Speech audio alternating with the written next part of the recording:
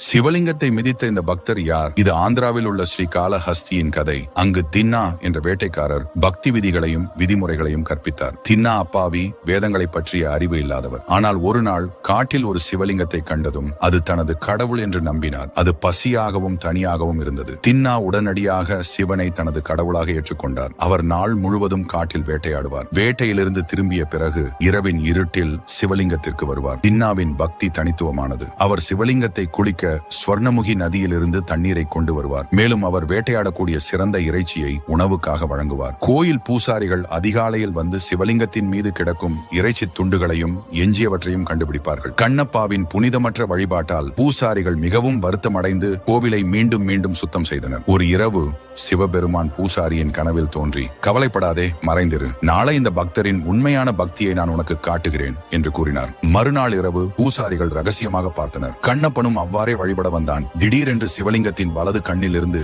இரத்தம் வரத் தொடங்கியது. பீதியடைந்த அவர் மூலிகைகளை பயன்படுத்தினார். ஆனால் இரத்தம் நிற்கவில்லை. இறுதியாக படிப்பறிவில்லாத பக்தர் ஒரே ஒரு வழியை கண்டுபிடித்தார். கண்ணுக்கு ஒரு கண். அவர் தனது அம்பை எடுத்து தனது வலது கண்ணை எடுத்து சிவலிங்கத்தின் மீது வைத்தார். அதிசயமாக இரத்தம் உடனடியாக நின்றது. ஆனால் மீண்டும் சிவலிங்கத்தின் இடது கண்ணில் ரத்தம் வரத் தொடங்கியது. தனது மற்றொரு கண்ணை தியாகம் செய்ய வேண்டியிருக்கும் என்பதை கண்ணப்பா உணர்ந்தார். இருப்பினும் மற்றொரு கண்ணை அகற்றிய பிறகு கண்ணை எங்கே வைப்பது என்று நான் பார்ப்பேன் என்று நினைத்தார். தனது மற்றொரு கண்ணை அகற்றுவதற்கு முன் அதன் கண்ணை அடையாளம் காண சிவலிங்கத்தின் மீது தனது காலை வைத்தார். இந்த தீவிர பக்தி செயலை கண்ட பூசாரி திகைத்து போனார். சிவபெருமான் நேரில் தோன்றி கண்ணப்பனை தழுவி அவருக்கு முக்தி அளித்தார். கண்ணப்ப இந்த யாகத்தை செய்த இடம் ஆந்திராவில் உள்ள